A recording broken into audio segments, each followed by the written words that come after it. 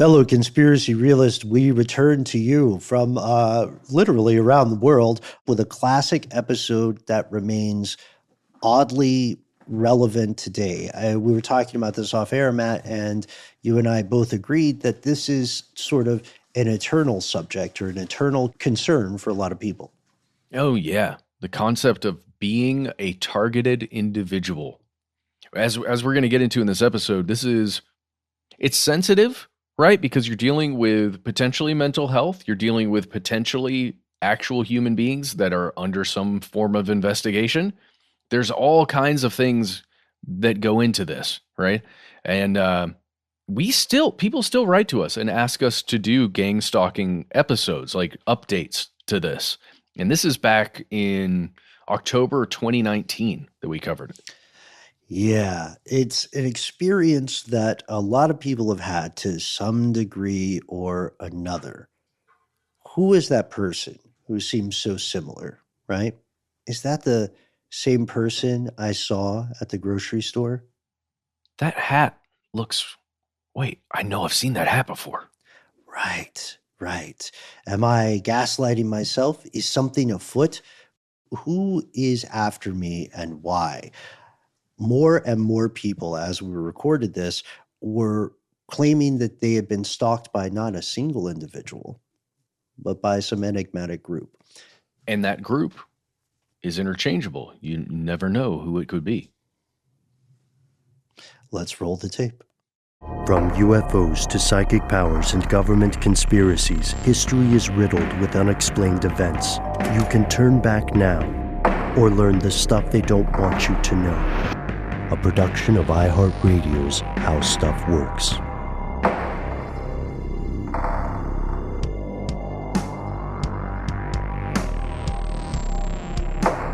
Hello and welcome back to the show. My name is Matt. Noel where is he? On a knoll somewhere? Perhaps a grassy one, yes.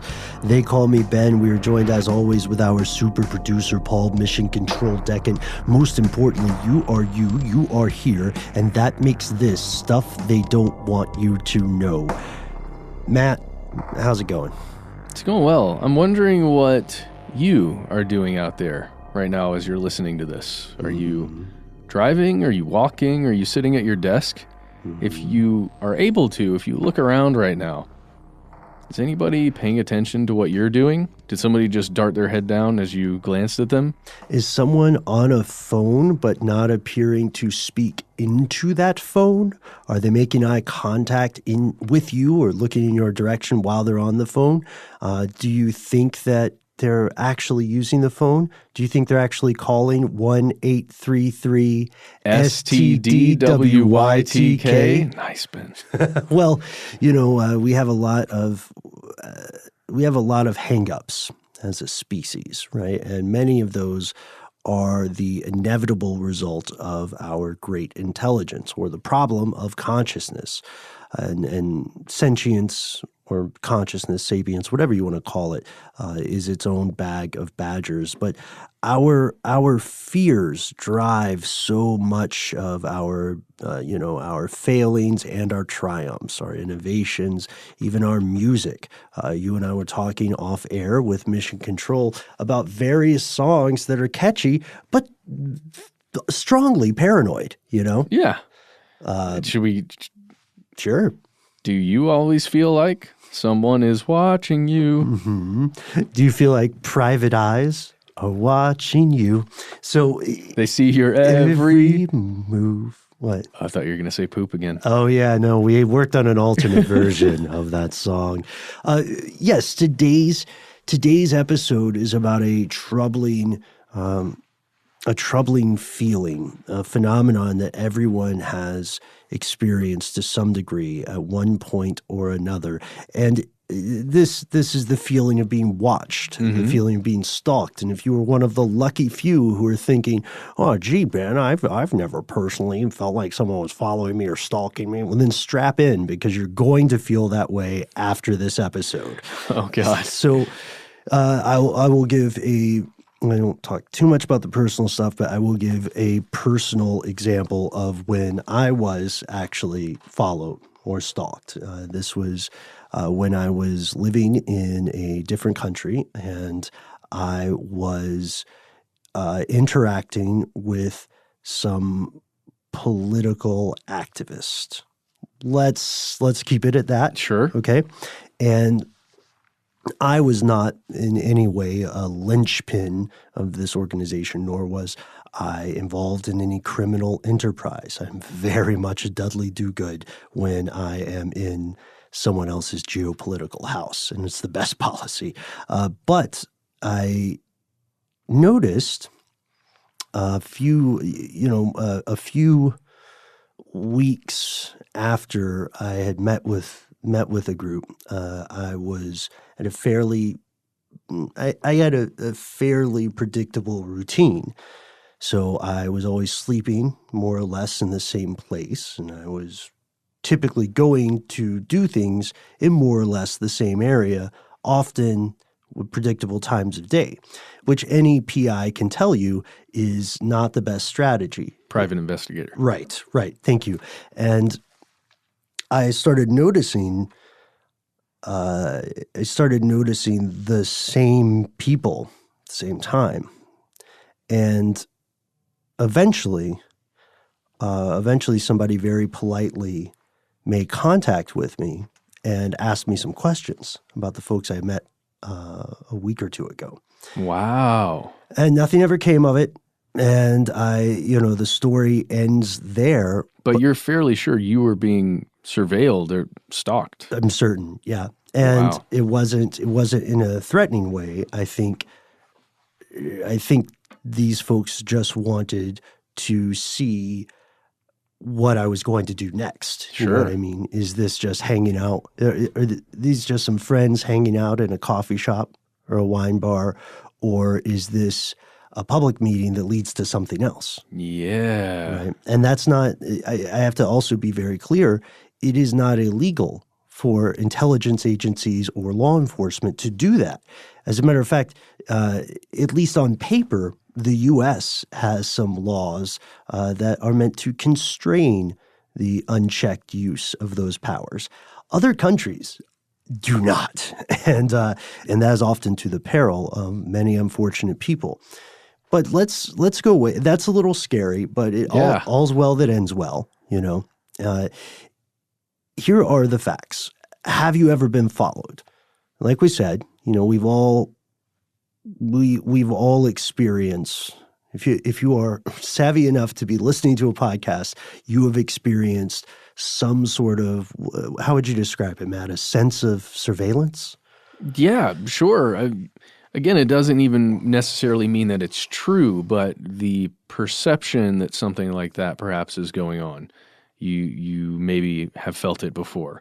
We certainly, you and I think in particular, maybe as well as Noel, a little bit to a lesser effect, have experienced kind of a fluctuating feeling of being surveilled over the 10 years, the decade of making this show, where it waxes and wanes. We even had a joke NSA intern there that we've mentioned several times in the past. Oh, shout out to Steve. Yeah, who's tasked with listening to our episodes and all the ideas that we put forth into the universe. Honestly, they're worried about, the next season of Rick and Morty, like what's going to come on there? Like, is he getting influenced? Like, what are we going to do? Right. What psyop is this? And also shout out to you, Steve. If you have not graduated yet, if you are still an intern at one of the spooky alphabet agencies, then it can only mean you're pursuing a PhD, and good luck. That's right. But again, to our knowledge, we have never really experienced overt surveillance on this show, at least for making this show. Again, we don't have knowledge of it, at least. And we certainly haven't encountered what would be considered a stalker.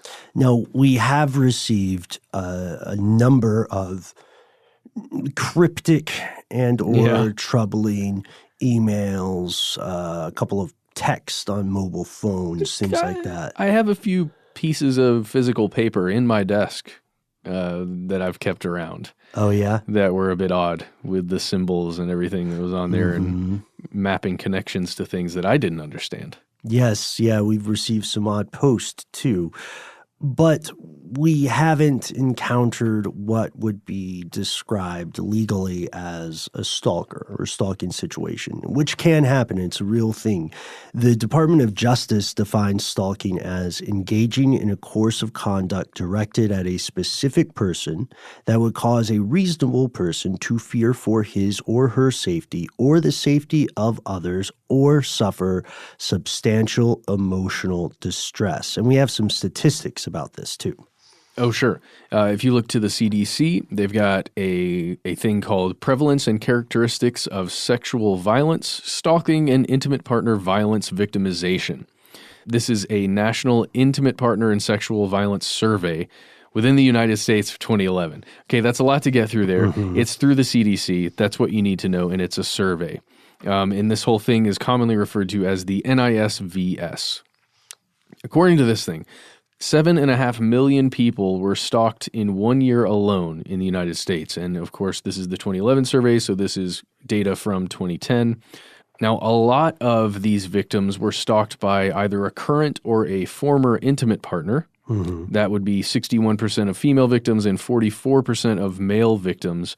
And if you look to the population overall, an estimated 15% of women and 6% of men have been a victim of stalking throughout their entire lifetimes, which, you know, is statistically fairly low. But when you think about that number of people, 7.5 million human beings that experience stalking in a single year, it's pretty staggering. In the U.S. alone. Yeah.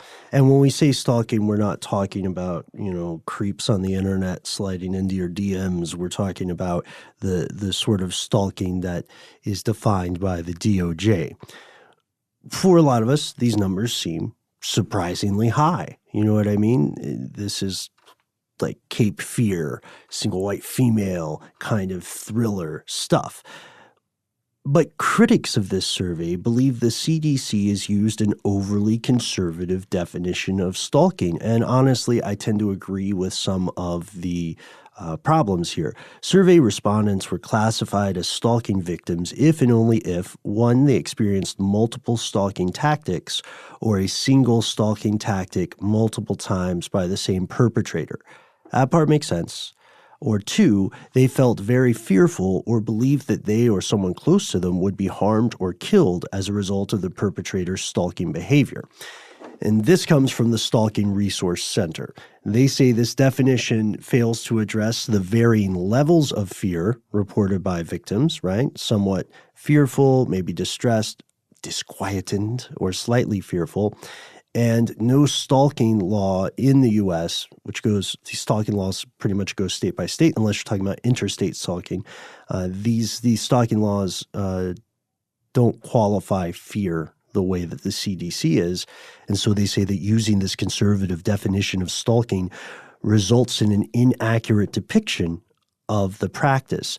But wait, as Billy Mays was wont to say, there's more, folks. You see, we have piles of disturbing facts and statistics about this phenomenon, this type of crime. According to the Bureau of Justice Statistics, during a 12-month period, you'll notice these statistics don't all agree. During a 12-month period, an estimated 14 out of every 1,000 people age 18 or older were victims of stalking somehow. And again, the definition changes, right? But let's keep in mind, these are different organizations of the same government. Well, and really, you can only use surveys, right? Mm-hmm. So depending on who you're surveying, even as random as you want it to be, you may get very different statistics. Right. So it's true because we have to ask ourselves about the methodology. One survey may just be going off self-reporting, right? Mm-hmm. One survey may be going off only reports that have been made to law enforcement. Yeah. And as we know, quite a few people do not report things like that to law enforcement unless it exceeds a certain threshold. Like most people are not calling 911 every time they get an unsolicited maybe message on Instagram or something. You know what I mean? Sure, or a robocall. Or consistent robocalls from the same number or something. Mm-hmm. About half of stalking victims, around 46%, said they experienced at least one unwanted contact per week. 11% of victims said they've been stalked for a long time, 5 years or more. The risk of being a victim of stalking was highest for individuals who were divorced or separated. That's 34 out of 1,000 individuals. Women were at a greater risk than men for stalking victimization. However, women and men were equally likely to experience harassment. Nearly 3 in 4 stalking victims knew their offender in some way. That person you go to school with who's kind of quiet, an ex-significant other. Even if it's just a neighbor. Even if it's just a neighbor, just a face, knew them in some way. So, when we see these crimes or these situations depicted in works of fiction, people go to the police and predictably, especially if it's a thriller, the police ignore them. Our hands are tied, they say. We could get a restraining order. That's the extent of it now. That's, oversimplified for the sake of plot and narrative, but it is unfortunately true that not all states treat stalking the same way. Yeah, currently just over half, 51% of states, they'll require that there are at least 2 or more instances. We kind of talked about this a little bit, but there have to be at least 2 instances where this perpetrator, whoever the person is that's perceived as a stalker, is either following, harassing, watching in some way the person who's the victim, right? Mm-hmm. But then some state laws actually specify the victim has to be frightened by the stalking. Like we're talking about fear here. It's kind of what we mentioned earlier. Like if you were walking into a police department to make a report and you were not fearful of this stalking, it's just a nuisance perhaps or something like that, then it wouldn't necessarily be considered stalking. Some others require that the stalking behavior must have caused a reasonable person to experience fear. But again, a lot of these states vary on what fear is. Like what are we defining fear as? Is it somewhat fearful? Quite fearful? Mm-hmm. Very fearful? And some state laws even require, a prosecutor, if they were going to take somebody to court and charge them with stalking, they would require the prosecutor to establish that fear of death, or at least some kind of, serious harm was at least felt by the victim. And others just require that a prosecutor establish the victim suffered some kind of emotional distress. And that is generally going to be experienced by anyone who feels at least that they are the victim of stalking. And we'll get back to a problematic, challenging issue with that definition. But first, we've painted the scene, right? The broad context. Mm-hmm. Being stalked in North Dakota is not the same as being stalked in California or Oklahoma, right? We know that stalking is real. We know that it is by itself a frightening phenomenon for the people involved. Yet over the course of recent years, more and more individuals are coming forward, often forming communities online, claiming that they have been harassed, stalked, terrorized, not by an ex-lover, not by a single creepy, obsessed neighbor or former school chum, but by groups of people, coordinated groups, acting in concert and behaving as though they have a plan, a gang of stalkers. So today's question is, what exactly is going on? And we'll get to that right after a quick word from our sponsor.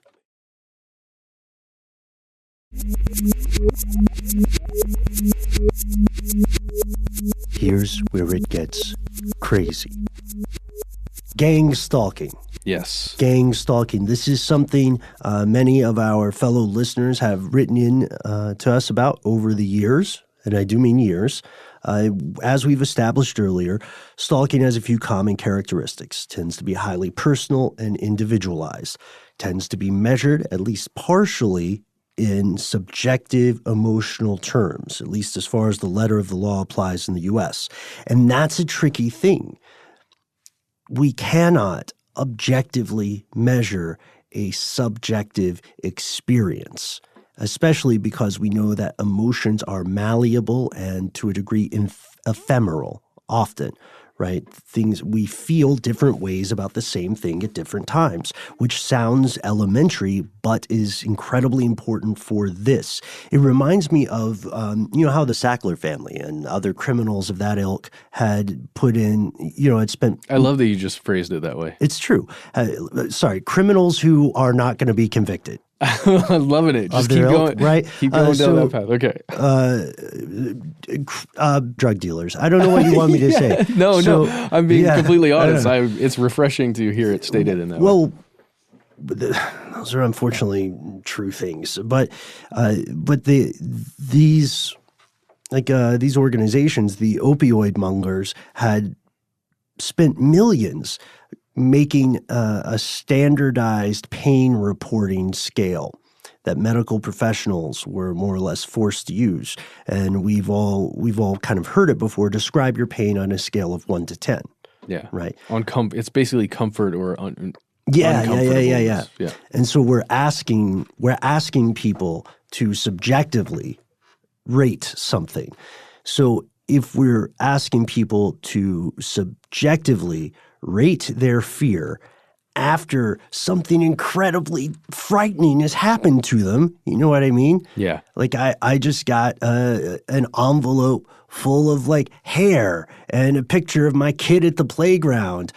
Do you think I'm somewhat discomfited by this? It's insane. Well, it is. I mean, when you're speaking of perceived stalking, as we're going to find a little later in the episode, it ranges from a glance from somebody that perhaps you don't know to, I can only imagine the nth degree there would be someone holding a weapon to your body and, threatening you.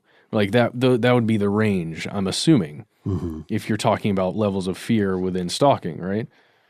Yeah, that's the problem with that definition, because different people will have different thresholds, right, of what they consider frightening. And this is not at all in any way, shape, form, or fashion meant to diminish or minimize the experiences of people who are victimized by stalking. We're saying that some people will behave differently, and there's not really a one-size-fits-all formula. Yes, some people behave and perceive differently. Yeah, there we go. That's incredibly important. So here's the strange part. For people who believe that they're victims of group stalking or gang stalking, the same rules apply, but not in the same way and with even higher stakes.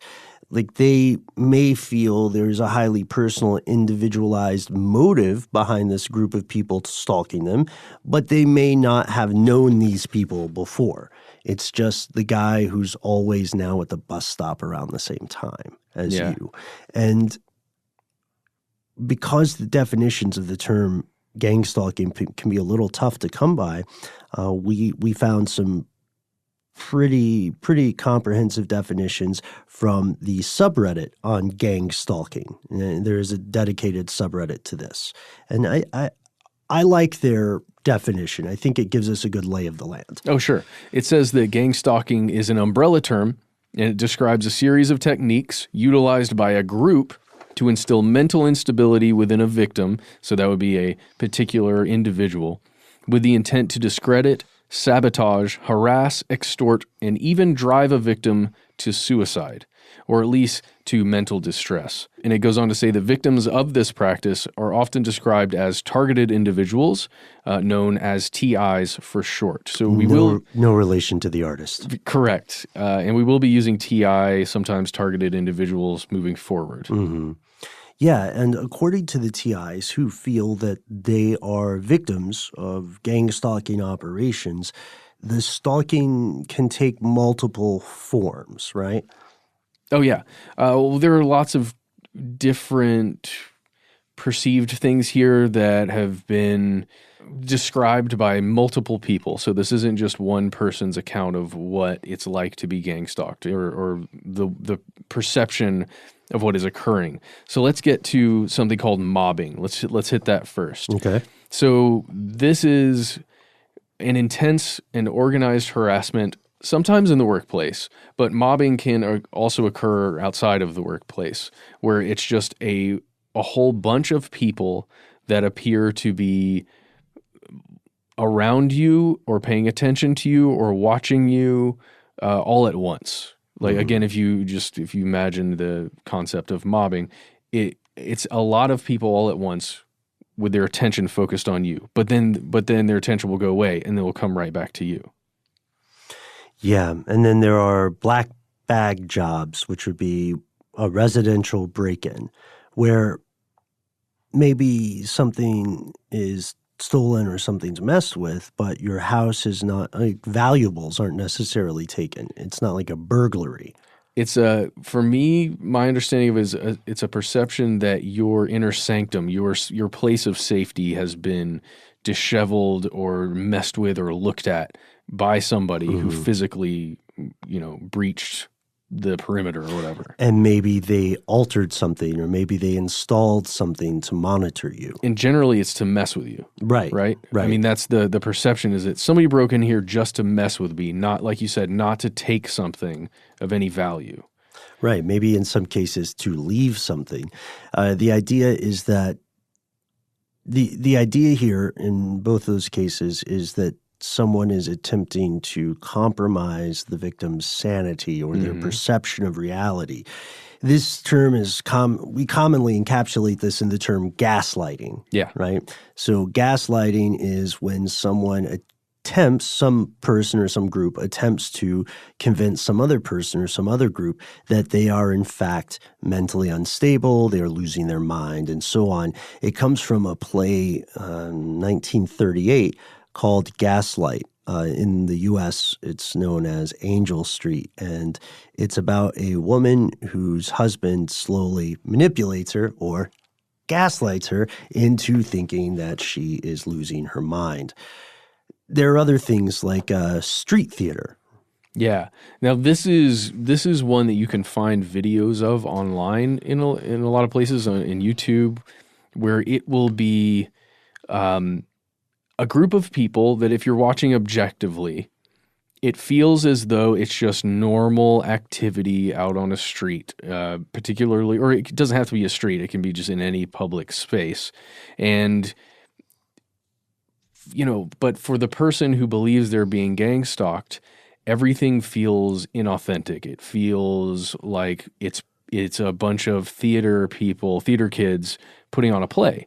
It's organized in some way for specifically the purpose to agitate the person who's perceiving it as stalking. Right. And this goes into the concept of some performance art. Some of us listening might say, well, what about things like improv everywhere? Have you seen those clips? Yeah. It's like people spontaneously freeze for 60 seconds in a train station, or everybody starts in a flash mob dancing and stuff. It's not like that. That's not what people who have encountered this, they don't feel that they're watching some neato artsy performance. They feel like that person's pretending to read a magazine, pretending to be on the phone. How long is that person going to keep, looking at different pairs of sunglasses? Oh, yeah. You know what I mean? Totally. And then another thing here that I want to just talk about, we're going to have some examples moving forward a little bit of personal experiences with this or accounts, but other ways gang stalking takes shape sometimes is when you're driving your car and there's the feeling that several cars around you, maybe the one in front of you, is slowing down to keep you going a certain speed, but then there are also cars next to you, so you can't change lanes to go around this person that seems to be controlling you, and then maybe another car will box you in from behind and prevent you from really doing anything, especially if you're on a freeway. There are instances where people will believe their home is wherever it is they live and sleep is being consistently surveilled by the same people that walk by the house at certain, like you said, kind of at certain times, or maybe wearing a very specific hat, Sure. or are wearing the same clothes. That's kind of the way it takes form. And there are a lot of reasons that there are several categories of reasons people believe they're being gang stalked. And before we get into too much of that, I think we should give some examples of people's accounts, like personal accounts. Yeah. That's probably the best way to depict this experience. Let's look at some firsthand accounts of people who feel they have experienced gang stalking. James Crockett has a great quote on this in his article for Medium, and he describes it thusly. In one video, a TI takes a GoPro, that's a GoPro camera, on the New York subway and narrates his journey to try to prove the existence of his stalkers. He notes a man in an orange jacket who occasionally looks at him, another tall man who enters the train and makes eye contact with the man in the jacket, and a lady who he thinks he's giving him dirty looks whenever he looks away from her. For several stops, she just stands there, he says. These people really do perform a vicious act. They don't care if people are driven to suicidal depression like I almost was. It wasn't until after that I realized this was some kind of sick game I am in.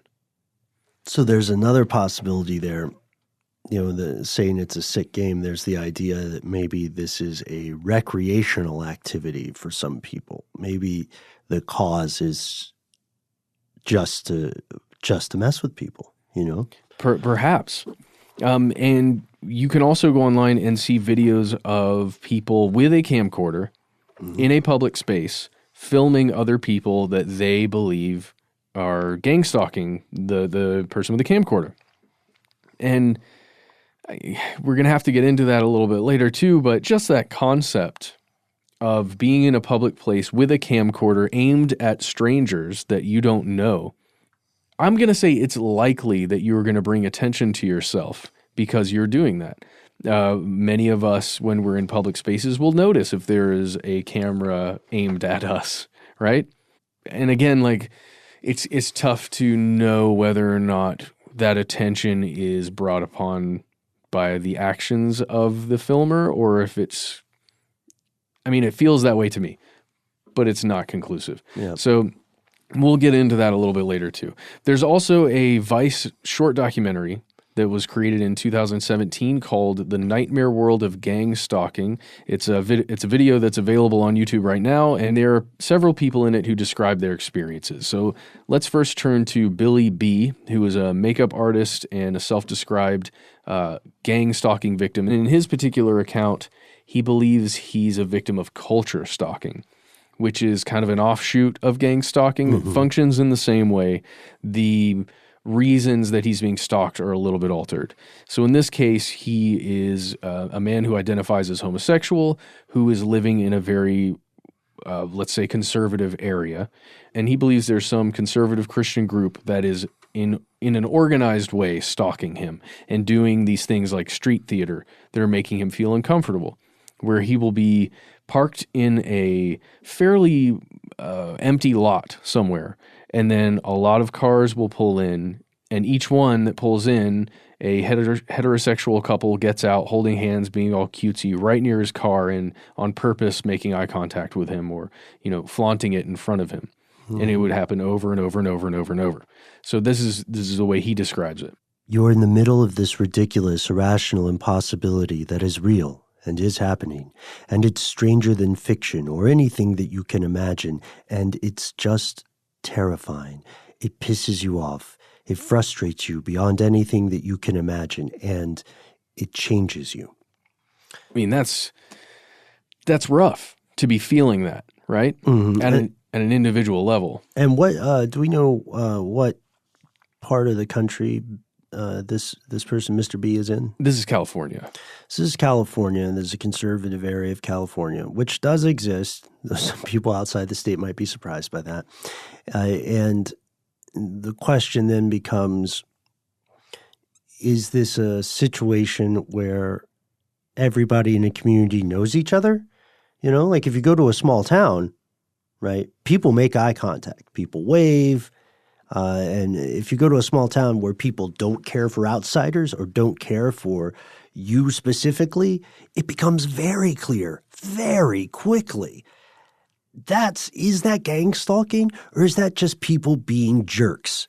And people don't have to like have a meeting beforehand to be jerks. They naturally take to that. Yeah, well, and this is going to be a common theme here. No matter what even the truth is about what's happening, these targeted individuals believe that this is happening so wholeheartedly that it's affecting them, mentally and emotionally and physically sometimes. So, you're right on the money there, Ben. Like the way that I'm thinking about these, some of the statements and some of the things that people are describing. So let's just turn to another person who was also from that Vice documentary named Richard Bruce. He's a guy who I believe was living out of his RV, and he is describing where he's lived over the course of several years in different places, those like apartments and, the car and where he's living now in the RV. All of these places were constantly surveilled by groups of people, as well as by helicopters, police helicopters that would fly over all the time, law enforcement vehicles that would pass by his living spaces all the time. When he was being interviewed for this documentary, he had a small device next to him. And I don't know if it was a radio or some kind of monitor or something, but when he would begin to talk about certain subjects or in certain ways, the device would make some noise. And he believed that he was being listened to by electronic surveillance. And specifically when he would bring up certain topics, that's when they were like recording or, established the connection or something like this. And he does a fantastic job, at least in this quotation or in this interview, showing metacognition, right? Thinking about thinking. He's self-aware and he understands how this may, to someone hearing about this for the first time, he understands how this may sound a little bit off kilter. Yeah, he says, it's confusing to humans trying to understand gang stalking. Why would they do this to me? Why would they do these weird, petty little things that may even just irritate me at some moment? This happens to you enough, believe me, you will feel stress. You will get that feeling of helplessness. This is not just like a gang of random people just doing this. This is procedural. If you were to ask me what gang stalking is, it's a way to slowly kill people using their own decisions. Which is fascinating, right? And from that interview, I think we can all feel as if we're looking through a window into the hopelessness and the terror and anxiety of this person's life. If you want to read more of these personal accounts, which again are anecdotal and are not, they don't contribute to a quantitative study of any sort, but if you would like to read these firsthand accounts, again, without us being able to vouch for their veracity, we recommend heading toward reddit.com or Gangstalking. Reddit.com/r/Gangstalking, all one word. Speaking of words, we're going to pause for one from our sponsor, and when we come back, we're going to address the elephant in the room, motive.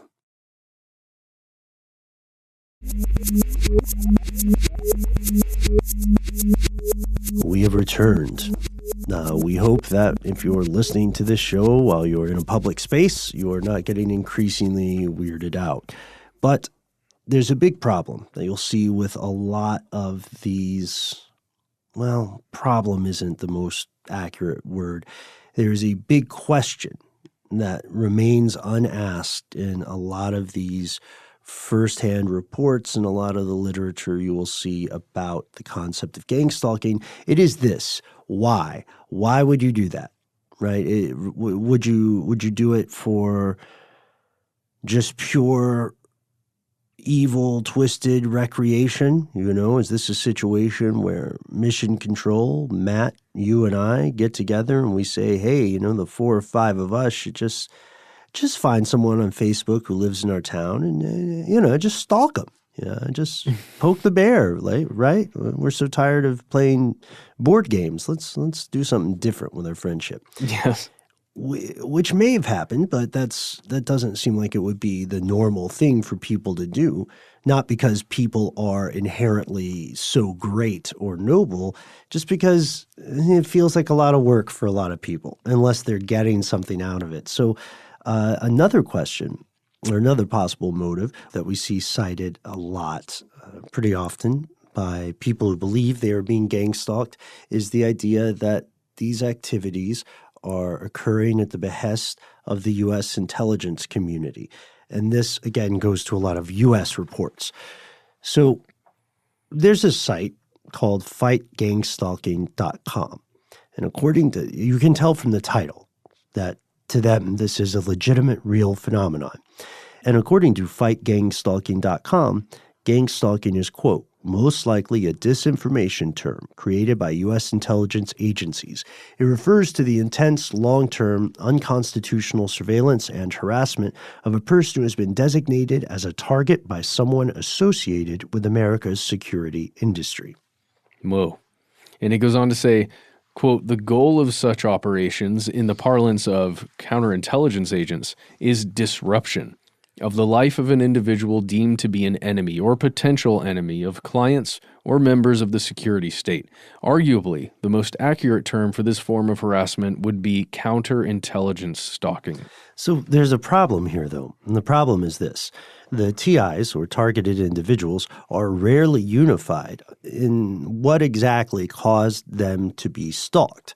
While it is absolutely, inarguably true that extensive and illegal surveillance has been used by past and current governments, should not be a surprise to anybody, there's relatively little follow-up reporting in these gang stalking stories. And there's relatively little coherent explanation for why these people would be driven to fearful actions or to mental instability or, at the worst, to self-harm. Yeah. Well, and you have to apply the motive problem then to the security state or to the intelligence agencies, right? Mm-hmm. What is their motive for targeting that individual? And then this goes to the trench coat-clad, fedora-wearing elephant in the room. Is this a genuine phenomenon occurring the way in which it's described, and are the people experiencing it describing it accurately, or are people, some if not all these people, experiencing some kind of delusion? And that could be considered an offensive question, but it shouldn't be. It's a necessary question. Absolutely. Right? If we're going to talk about this, we have to at least think about it. So what do we have to go on? Where can we look to for some answers? Like what do we mean when we say delusion? Well, let's jump back to that Vice documentary again. Huge shout out to the team members at Vice that created that documentary. It really is fantastic, and there's a lot of insight here and things to think about, to chew on philosophically. So they interviewed a fellow named Josh Bazel, or Bazell. He's a physician and an author, and he's discussing the psychiatric definitions of delusion. And he's saying that these tend to focus really on two principles. The first one is that the ideas, if you're experiencing a delusion, the ideas that you have are not vulnerable to evidence. So if someone shows you, look, this thing you believe, it is not true because of this, I have evidence, that wouldn't matter because you would still believe it. Mm-hmm. Okay? The other part of a delusion is that people in your immediate sphere of influence, perhaps the people in the culture at large, or in your town, or in the case of Billy B., maybe the conservative neighborhood where he's moved to, those people don't share your beliefs. So they don't believe that what you believe is happening is true. That would be one of the ways we get to considering someone to have a delusion. Now, he goes on to say, the question becomes, this is a full quote, the question becomes, if you can find 10,000 people on the internet who believe the same thing as you, is that then a delusion? Is it even bizarre? Quite possibly not. If everybody believes this stuff, at least this would be the question you ask yourself as you stumble upon 10,000 other people that share your, in this case, what he's calling a delusion. Is it in any way insane? And the answer would be no, because it is not delusional. Look at all of these other people who are experiencing the same thing. And I think it's a fascinating way to look at it, because then does it get into the realm of group delusion? Or is it still on the personal level because it is a very personal experience, gangstalking, like the perception that I am being gangstalked. It is not as though gang stalkers are looking at my whole neighborhood or looking at my whole, cul-de-sac or whatever it may be. It's generally a targeted thing. That's why they are called targeted individuals. I don't know. It's a tough thing. It's a tough egg to crack there for me, at least. It also goes into philosophy. Yeah. That's really what the psychologist is doing here, is looking at the problem of perception and reality. Right? Oh yeah, no, you're right. So that's an egg that our species has yet to effectively crack. We know that things can become normalized for people at a cartoonishly quick rate. So we know that our concept of what normal is very malleable, and we know that our species tends to look to anything we perceive as peers for confirmation of things. And also, at the weirdest times, we're very talented at big-upping each other. I mean, maybe that's just my experience, but I've had some conversations with absolute strangers that confirm some deeply held, quote unquote, crazy things that I believe, and having someone else, whether you meet them in person or whether they're just a block of text that you can assume is a person talking back to you and confirming your beliefs. Having somebody else say that is a light in the darkness for a lot of people. You know what I mean?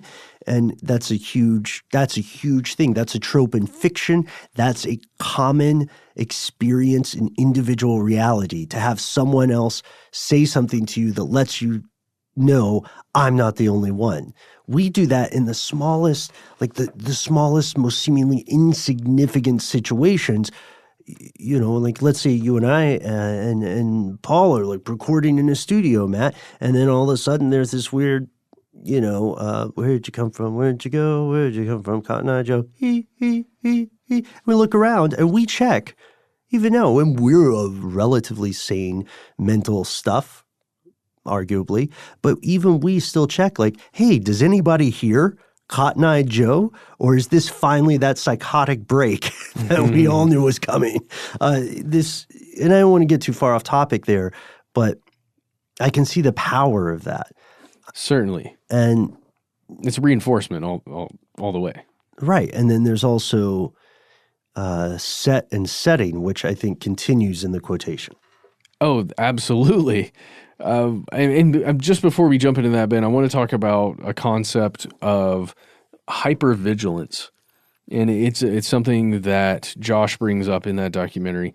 And it's the concept that for our own self-preservation, if we are experiencing something or we believe we are experiencing something, we err on the side of safety for ourselves, for our personal safety, rather than on whatever the social mores would be, whatever the standard actions to take would be for someone. And it all occurs when there's a perceived connection that may or may not be there. So when we're talking about seeing somebody walk by and then seeing that person maybe walk by again, the hypervigilance within a lot of people experiencing this would be, oh, that person may want, maybe a part of this thing that I'm already feeling or already believe I'm experiencing, rather than perhaps that person went to go get, something down the street and then you didn't see them walk by and now they're going back down again, or, something to that effect. But ultimately what this is, or what that means, is that people experiencing this are going to be more hyper aware of things like that because they are so worried about their own safety already because of the anxieties that are brought up by feeling this way. It's almost like it just builds on itself. So then Josh goes on to talk about how there are real-world instances of surveillance, either targeted or mass surveillance, that maybe we should be worried about. They are very much real. They've been proven. They exist around us every day. And I'll just read this quick quote from you. He says, because this reminds me of stuff they don't want you to know. He says, given that the world is filled with groups of people operating in secret or trying to divorce us from our money, our power, or whatever they want from us, one thing that might be helpful to ask from a psychiatric point of view is, what's wrong with the rest of us? Why am I so relaxed? What's wrong with me? Why don't I feel like I'm being gang-stalked? Is it that I'm living in the Matrix where in order to feel more comfortable, I've decided to ignore a lot of the evils in the world and a lot of the potential threats to me? And there he's referencing the NSA's mass surveillance of citizens within the United States. He's referencing other countries, such as the UK and England over there, where, they're the most CCTV cameras per capita anywhere on the planet. He's mentioning that this stuff is very real. And why aren't more of us worried about that kind of thing? If you apply, in a more general sense, what these people who believe they're targeted individuals are feeling to on a mass level, let's say that. Mm-hmm. Yeah. So let's spend just a second on that concept, because it's the other side of that coin, right? It's the other side of the argument. If you feel like you are being gang stalked and then you go somewhere and you find 10,000 other people who say, yes, it's true, then how are you supposed to feel if you don't believe you're being gang stalked? And then you're surrounded by people who are saying, yeah, no, it's true. They're out for all of us. Why are you so chill? Yeah. What is wrong with you? Yeah. It's an interesting question because it hits on that need for consensus that is just baked into every human mind. I want to go back to the concept of hypervigilance, because it's another concept that is baked into the human mind, and that is a pattern must exist. Yes. And so many of our even relatively mundane activities, especially our observations, there's this little voice in our head. You may not be able to hear it all the time, because it's tough for us to listen to ourselves. But the little voice in your head is always going, a pattern must exist. A pattern must exist, right? And this is a crucial skill. We have to have it to survive in the world. Ever since we were not the apex predator and we were running around trying to figure out what our A to B's and if-thens were that would keep us alive for the next day.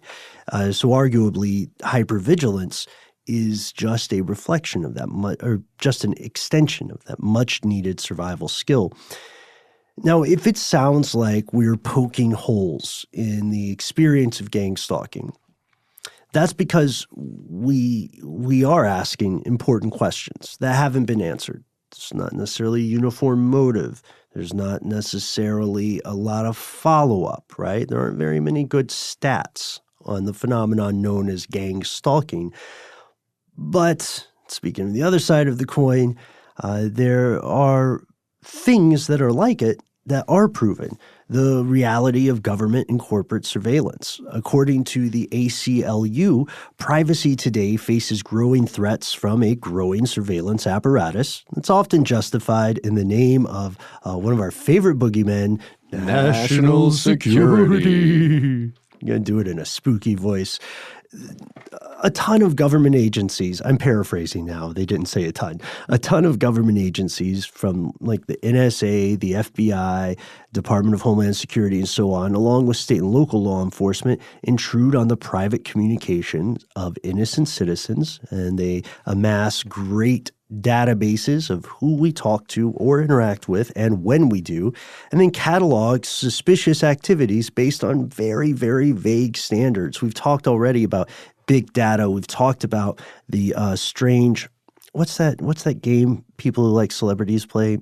Six Degrees of Kevin Bacon? Yes. That's how Uncle Sam traces terrorist activities. Yeah, You know our known associates. Right, known associates, which extends further and further out, similar to the DPRK's policy of intergenerational punishment. Oh boy. Except now now the laws don't apply to you the same way. If a guy you knew in college met somebody and became Facebook friends with them, and then they later tried to join ISIS. Uh-oh. You know what I mean?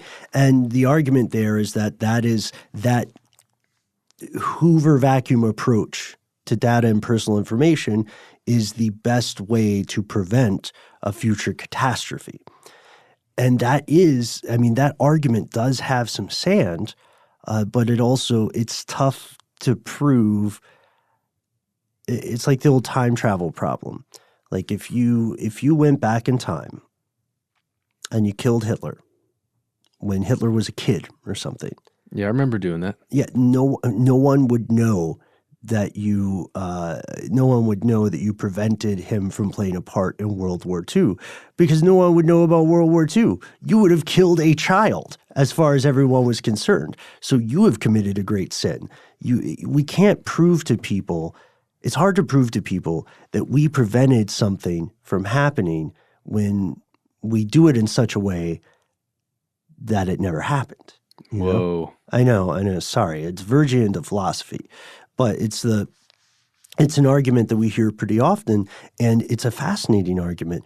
But the truth is, these standards are very vague, and we know that surveillance has been abused in the past. COINTEL is real, right? It certainly was. It certainly was. Let's put that "is" in parentheses with a question mark. Multiple government agencies have in the past monitored and harassed civilians, even those not suspected of committing a crime. We just don't like what this person is doing to the status quo. We don't like what they're protesting. Let's keep an eye on them. We don't like the potential movement of society if this person is let to be successful. Right, exactly. And today's episode has been, necessarily U.S.-centric.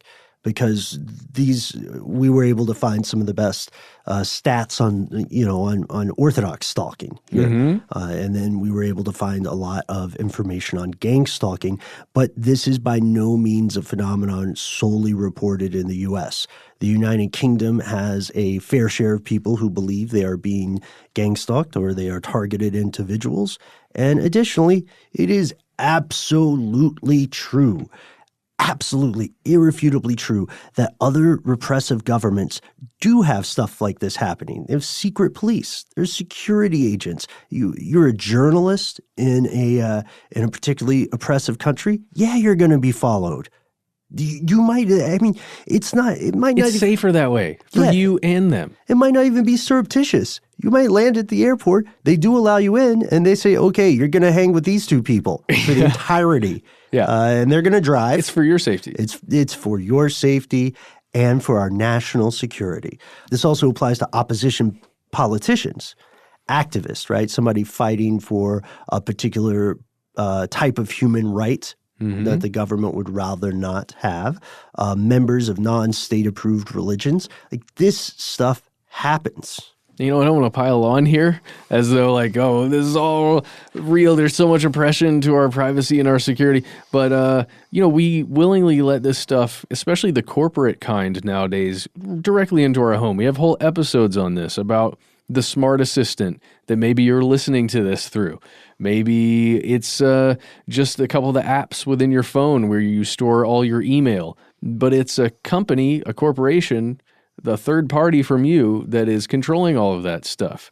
The social media posts that you make every day of where you are and what you're doing. And think about that, like establishing patterns. We're doing that every day. That's what we do, and we just let it out into the world, not only for the corporation, but for anybody else who cares to watch or listen. And it also doesn't help, by the way, that there are commercial applications out there that will do the things that people are the most terrified about. Ooh, do tell.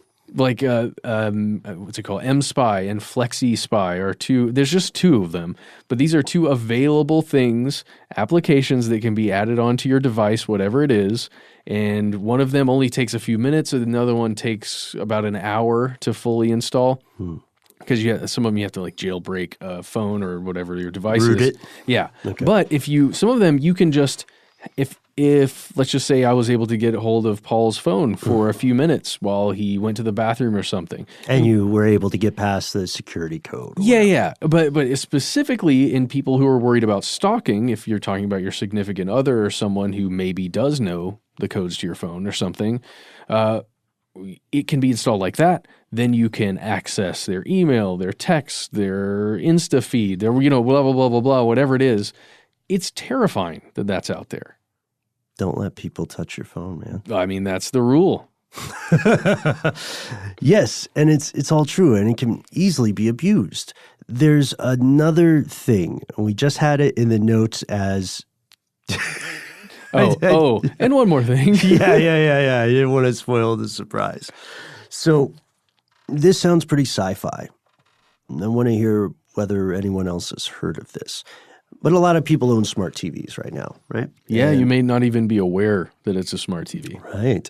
Maybe a smart TV playing dumb. And you can tie your phone or you can, pair your phone to the television, things of that nature.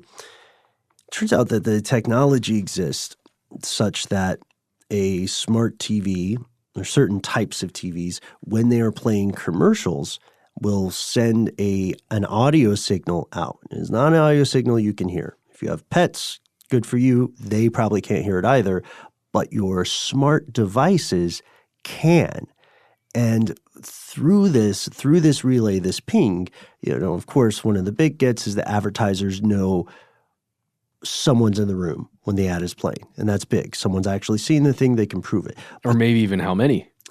And maybe even who.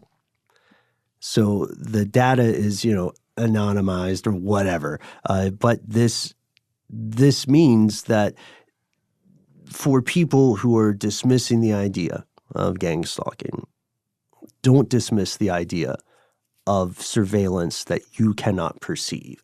It's there. It's real. It's not like there's one shadowy cabal that knows a ton of stuff about you that you thought was secret. And it's not like you're doing anything bad.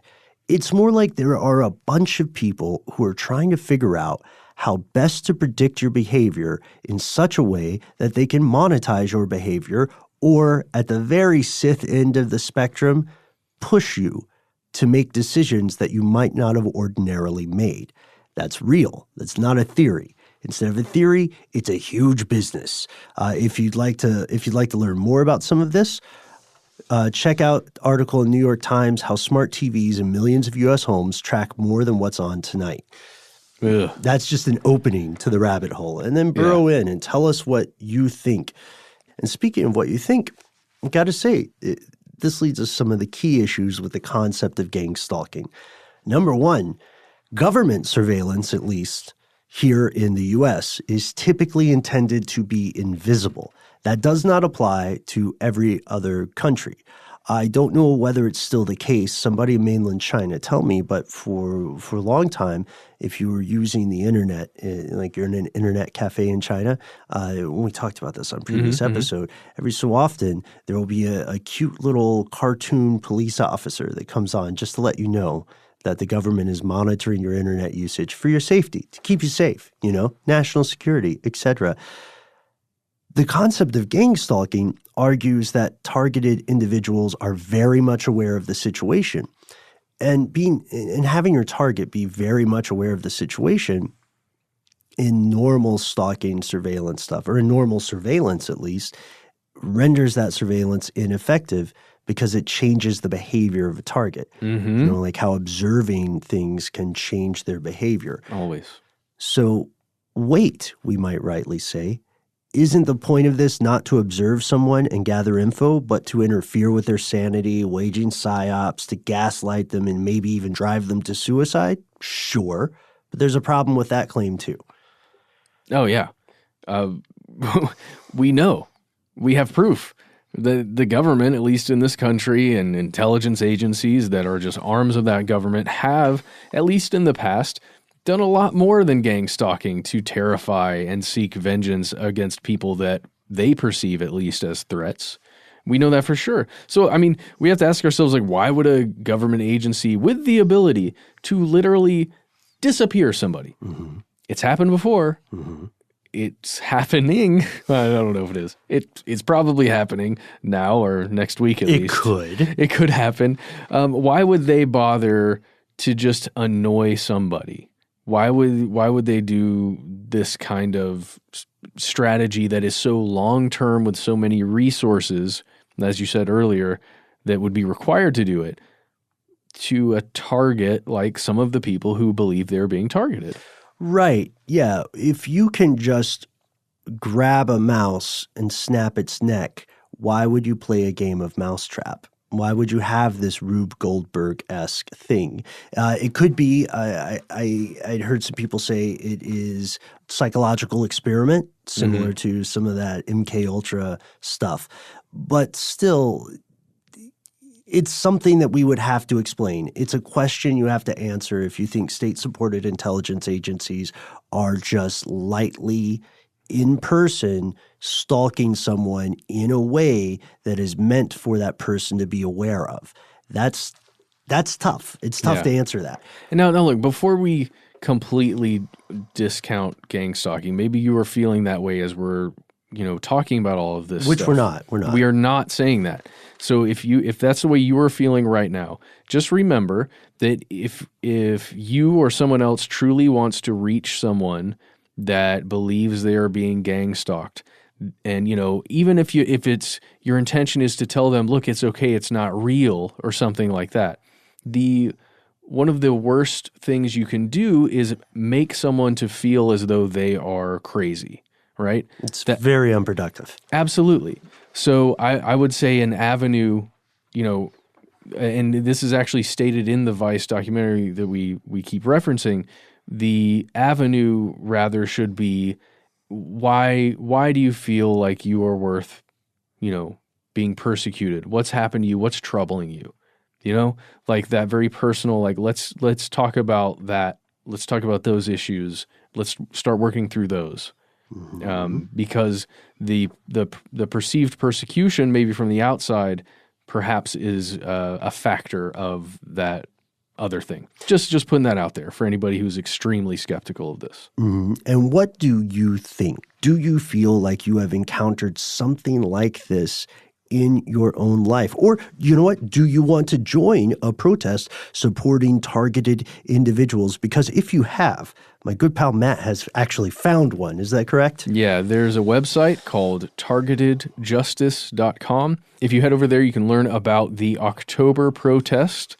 They're calling it the Targeted Protest 2019. It's going to run in Washington, D.C. from October 18th this year until the 22nd. And registration is $35 if you do want to register and go. But. What do you get? A t-shirt. You do get a t-shirt. It's a free t-shirt. I don't think you should call it a free t-shirt. It's a $35 people. It's a $25 t-shirt with a $10 registration fee. It's like complimentary valet. Valet is complimentary if you are a jerk and don't tip. Yeah, that's true. But anyway, it exists out there, and there are advocates for you. If you believe you are a targeted individual, you can find groups online and maybe even go to targetedjustice.com, and I'm fairly certain I saw several resources there that you can follow. Yeah, and to be clear, I'm making a cheapskate joke about the t-shirt stuff. Registration for protests and these kind of organizations typically just goes to keep the organization running. Yes, we're wholeheartedly joking.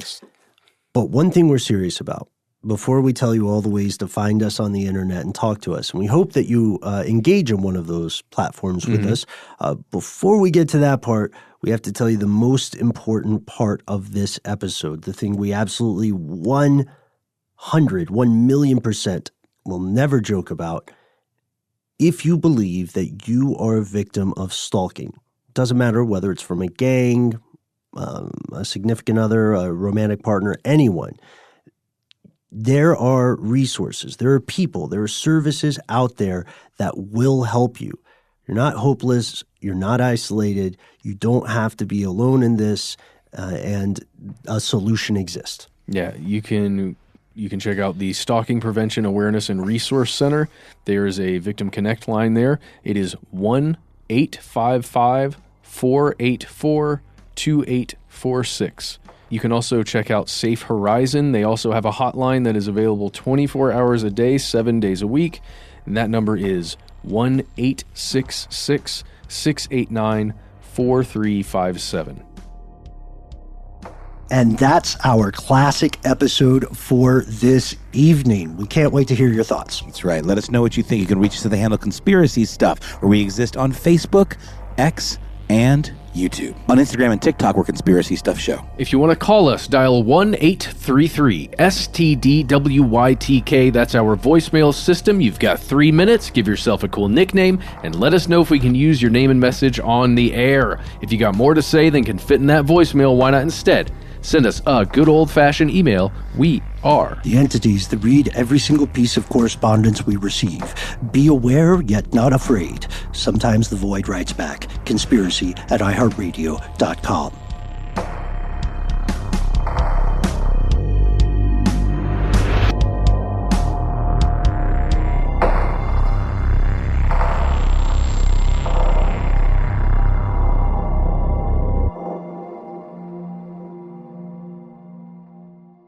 Stuff They Don't Want You to Know is a production of iHeartRadio. For more podcasts from iHeartRadio, visit the iHeartRadio app, Apple Podcasts, or wherever you listen to your favorite shows.